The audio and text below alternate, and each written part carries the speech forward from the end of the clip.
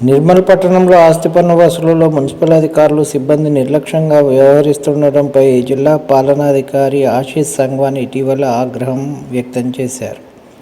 దీంతో మున్సిపల్ అధికారులు ప్రత్యేక బృందాలుగా ఏర్పడి పన్నులు వసూలు చేస్తున్నారు. ఈ మేరకు పెద్ద మొత్తంలో ఆస్తి పన్ను బకాయిలు ఉన్న వారికి ఇప్పటికే నోటీసులు జారీ చేశారు. ఈ క్రమంలో నిర్మల్ సబ్ రిజిస్టర్ కార్యాలయం నిర్వహిస్తున్న ప్రైవేట్ భవనానికి సంబంధించి 1,00,000కు పైగా బకాయిలు ఉండడంతో ఈ నెల 3వ తేదీన నోటీసులు అందించారు. స్పందించకపోవడంతో ఈ కార్యాలయానికి తాళం వేశారు. దీంతో సబ్ రిజిస్టర్తో పాటు కార్యాలయ ఉద్యోగులు కార్యాలయ సేవలను వినియోగించుకునేందుకు వచ్చిన వారంతా అక్కడే వేచి ఉండాల్సి వచ్చింది. గడువు ఇవ్వాలని, లేకపోతే ప్రజలకు ఇబ్బందులు కలుగుతాయని సిబ్బంది సూచించగా మున్సిపల్ అధికారులు తొలుత అంగీకరించలేదు.